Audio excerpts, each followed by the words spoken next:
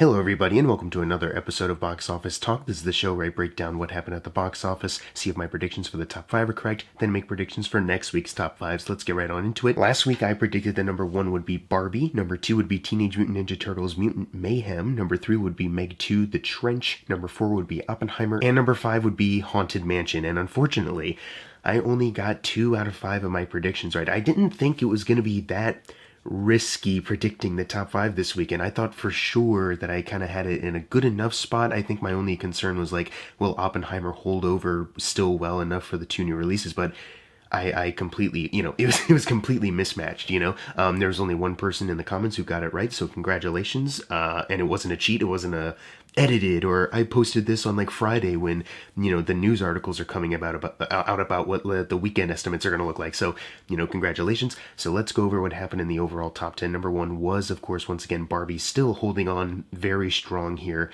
not dipping into like the 50% drops yet. It made $53 million this weekend, adding to a domestic total of $459 million. So I figure now is the time to start going into since it's already outgrossed every single Greta Gerwig movie and it's already outgrossed every Ryan Gosling, Margot Robbie movie, now's the time to go over not just the 2023 year countdown, but also the all-time list. So domestically, for the year 2023, it is still behind the Super Mario Bros. Movie by $115 million, but I'm thinking, considering the traction and the attention this movie is getting, it will be getting that $115 million maybe in no time. I don't think exactly next weekend, but I think, in the next 2 weeks, we could be seeing that happen. 2 or 3 weeks, it will outgross the Super Mario Bros. Film.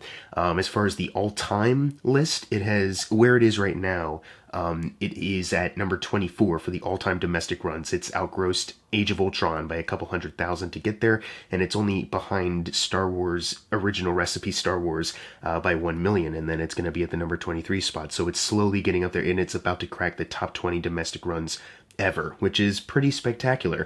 Worldwide, it has literally, just by the skin of its teeth, crossed over to the 1 billion margin. So it is officially, it's officially in the 1 billion club. It has made $1 billion. Congratulations, though, For the year 2023, it is still behind Super Mario Bros. By 356 million. So I think similar to domestically, it'll take a couple weeks, but it'll get there in no time. I have no doubt in my mind it probably will, unless it slows down significantly. That's the thing, is that I know there's like at least one country that I know of that has banned it. Maybe a couple other countries have, but still, like, the momentum on this thing, it's hard not to believe that it, wouldn't outgross Mario at this point. And then for the all-time list, it has already outgrossed The Dark Knight by exactly 1 million, and it now needs 2 million until it outgrosses Zootopia, and then it's in the top 50 all-time worldwide box office runs ever. That's, of course, the combined domestic and international numbers put together. But the fact that it has crossed over 1 billion, and it's only been out for 3 weeks, that's pretty spectacular, to say the least. That's pretty amazing, I do think it's funny, not to talk too much about this guy, but it is funny that, like, Ben Shapiro predicted, like, the second weekend it's going to have a major drop-off, the repeat business is going to be non-existent, it's going to be a flop, and look what's happened, you know what I mean? It's, like I've been saying, it's genuinely connected with people, it's gotten people to laugh, it's gotten people to cry, it's touched people in their feels, and it's just a movie that has, not other than the Barbenheimer meme itself, but just the movie as a whole, it's a part of our culture in a way that is actually very significant and very relevant, and it has people constantly wanting to go back because it makes them feel a certain way that, that is good, or that, they keep thinking about certain things, like the themes that the movie is presenting, and it's, that's magic. That's the magic of the movies, baby, and you can't make enough YouTube videos going like, ooh, anti-man, ooh, it's woke garbage, to deter people from that, when the rest of the world can kind of see, like, yeah, what you're saying is bullshit, this movie speaks to me. So let's move right along to number 2, which is our first new release, and I was not really expecting it to get this high up over at least the other one, which is Meg 2 The Trench. And obviously the weekend here, it's a little lower than when the first Meg came out. I think I was always expecting that. It opened with 30 million this weekend, which is 15 million below what the original film opened. And it still needs, to outgross the original film, it still needs 115 million to do so. And I'm not sure if it will be able to do that, obviously. Worldwide, though, this is quite a pretty big debut, especially when I get to the budget in just one second. It had an overall worldwide opening of $142 million, which actually, even though it is still behind the original worldwide run by 385 million, this is actually in a pretty good spot, because even though the first Meg cost somewhere around like 130 to 180 million dollars, that's what Wikipedia had it listed as last time I checked, is, it's in between that range.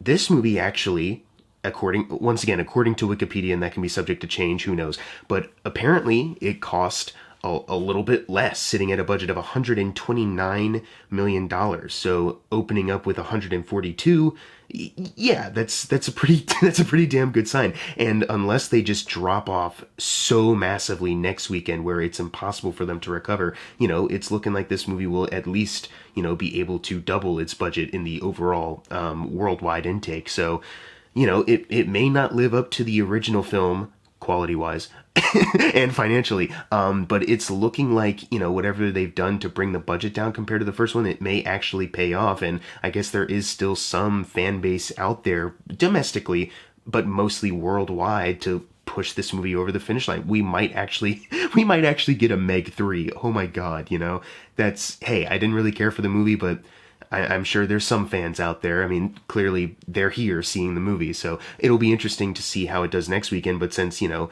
only are we entering August where, some movies are coming out, but it's not really a busy movie season, and, Barbenheimer is definitely still, reigning supreme in a lot of ways. And also, due to SAG-AFTRA and Writers Guild strikes, there's not a lot of promotion. That's why Gran Turismo decided to make a last-minute change and push their movie back. No one's out talking about Last Voyage of the Demeter right now.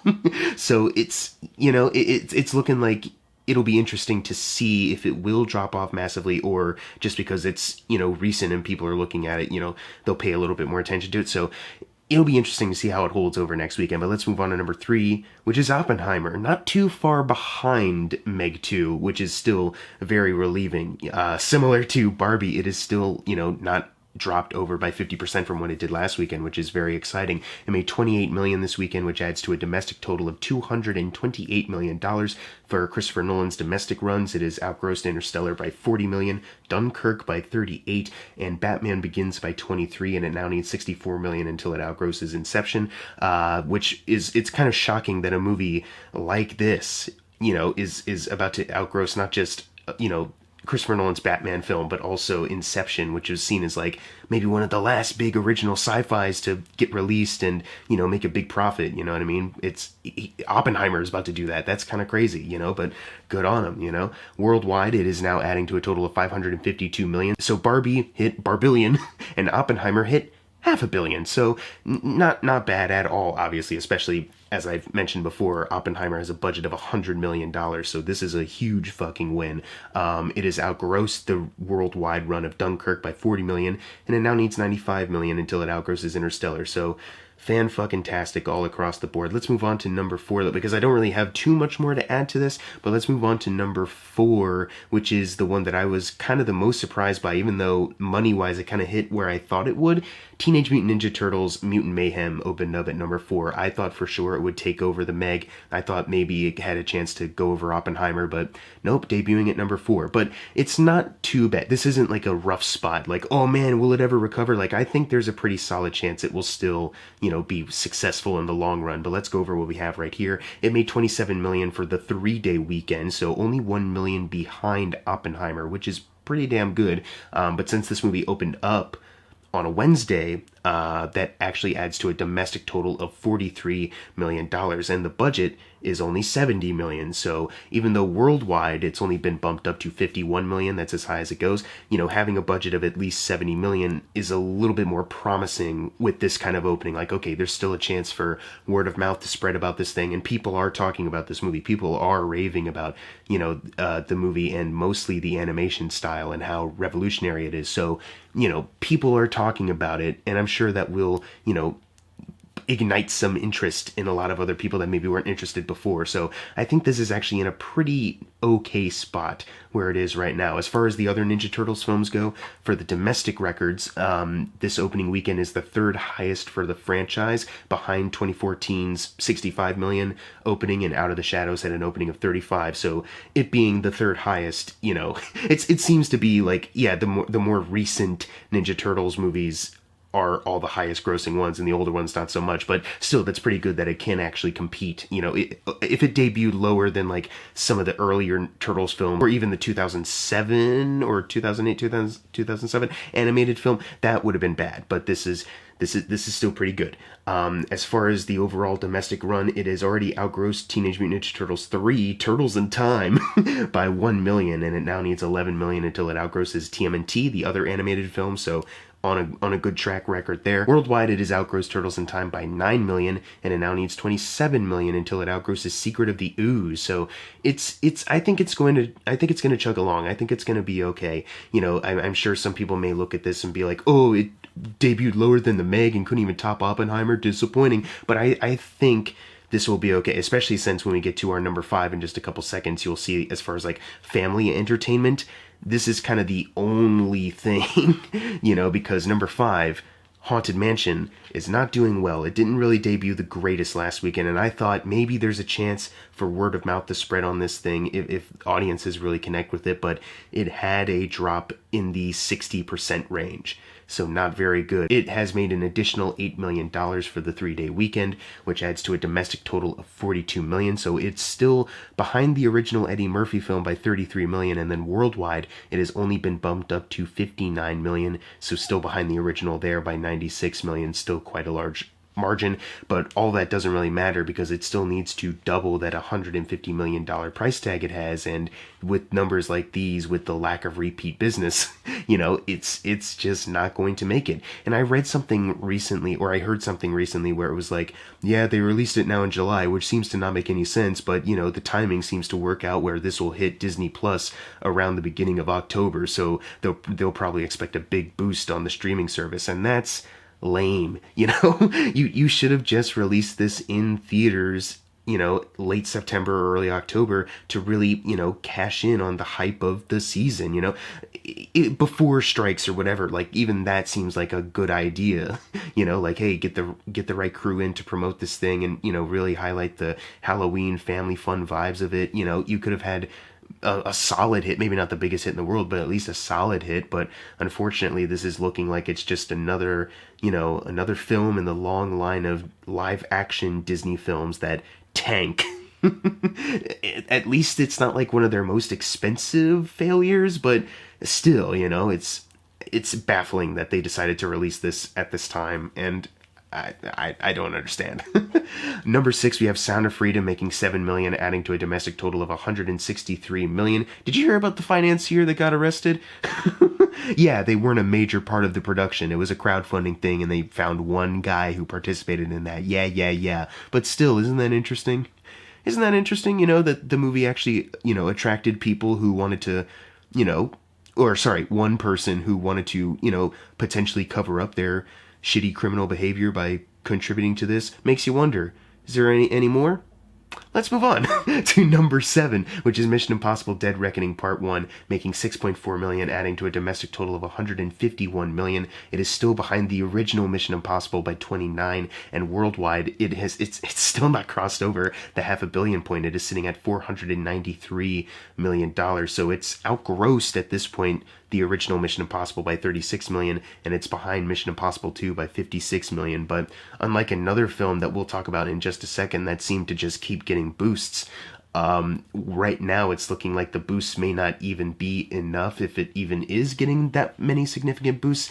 It still has yet to double its $290 million budget, and, you know, the fact that they're already shooting part 2, I'm not really worried about that. You know what I mean? The fact that they're already shooting it means, like, yeah, they won't just stop. I think this definitely will put a halt on maybe any plans, like Christopher McQuarrie was saying a little bit before this movie came out, like, you know, this isn't the end. You know, Tom and I have got plans for, you know, 8, 9, and 10 and stuff like that, like, to keep going, which was odd to me at first because I thought, you know, I thought the whole marketing push was that this was like the final chapter, a part 1 and part 2 finale. But I guess, they still have plans. But I'm thinking maybe this box office return may put some pause on that for now, at the very least. Maybe when they finish Dead Reckoning Part 2, they'll, make a bigger profit then. Maybe they'll release that one appropriately, and then they'll prove like, okay, see, you just have to release the movie at the right time, but there is an audience for this thing. It is baffling that Paramount has just had the worst luck with the releases, except for Scream 6. But we've already talked about that in other videos. It will cross $500 million probably by next weekend, but still, it should have hit there faster, which is a big bummer. Let's move on to number 8, which is Talk to Me, making $6.2 million, adding to a domestic total of $22 million. For A24, it has outgrossed quite a number of other films, so let's talk about that real quick. It has outgrossed X and Bodies, Bodies, Bodies by $11 million, 8th Grade and It Comes at Night by $9 million, Spring Breakers and Room by $8 million, The Farewell, The Whale, and The Green Knight by $5 million, and it is just squeaked by The Disaster Artist by $1 million, and it now sits behind Ex Machina and The Witch, by $3 million. So it's about to outgross those movies as well, That's incredible, that this movie, is really, getting people talking, getting people, excited to see a horror movie in the theaters, and the fact that it's also a low-budget horror film as well, that greatly helps with the box office return here, like $4.5 million budget with a so far domestic total of $22 million. That's fantastic for this thing, and I'm really happy for the Racka guys. Let's move on to number 9, which is Indiana Jones and the Dial of Destiny, making $1.5 million, adding to a domestic total of $170 million. For James Mangold, yes, it is still behind Logan by $56 million, and domestically, yes, for the Indiana Jones franchise, it is still behind Temple of Doom by $9 million, but worldwide it is sitting now at $368 million, which means it has outgrossed the entire worldwide run for Raiders of the Lost Ark by exactly $1 million. It has squeaked by and now sits behind The Last Crusade, needing $106 million to outgross that one, which it will not make. For James Mangold, it still needs $246 million to outgross Logan. So once again, small victories for the final installment of the Indiana Jones franchise, which we've technically already gotten before, and technically already got before that. Let's move on to number 10, closing out the video. Elemental, making $1.2 million, adding to a domestic total of $148 million. So for the domestic Pixar list, it is still behind Cars 3 by $4 million, but worldwide, once again, a little bit more of a boost, pushing it over $400 million. So it is now sitting at 423. It did not outgross Cars yet for the Pixar worldwide list. It still needs $38 million to do so there. But the fact that it has now technically, officially, doubled its $200 million budget, and because of the boosts, the small little boost it's been getting worldwide, even though it's about to leave the top 10, it'll be interesting, for me at least, to keep checking on that and just see, like, how much closer is it going to get to $500 million? I don't think it will get there, but it's kind of amazing that this movie became the little movie that could, and it's not even one of Pixar's best movies, and I'm sure that's up to some debate, so I won't get into that, but it makes me want to admire it at the very least. Now it's time for the fun part of the predictions for next week's top 5. Number 1, I am once again going with Barbie. Number 2, Meg 2, The Trench. Number 3, Oppenheimer. Number 4, Teenage Mutant Ninja Turtles, Mutant Mayhem. And then number 5, I think will be The Last Voyage of the Demeter. Once again, and reminder, Gran Turismo will be showing in some theaters, but they're kind of like sneak preview screenings. Like the way I've seen it described is that it's in limited release, and then it will release wide by August 25th. The quote from the studio being, "We can't have the cast promote the film because of the strikes, but the audience can, so this is their way of doing it," which also means that because it's in limited release, it probably won't sneak into the top 5, but since Last Voyage of the Demeter is opening in wide release, even if they don't have cast interviews or, talk show appearances ready to go, this is still a horror movie trailer that's been playing for a couple different movies, and it is tied to Dracula, so there's at least a chance for it to sneak into the top 5, and also because Haunted Mansion did so poorly this weekend, yeah, it's got an amazing chance to get in here. But what are your predictions for next week's top 5? Leave it in the comments below, and as always, thank you guys for watching. Make sure to subscribe. I'm Jackson Fulcher. See you guys next time.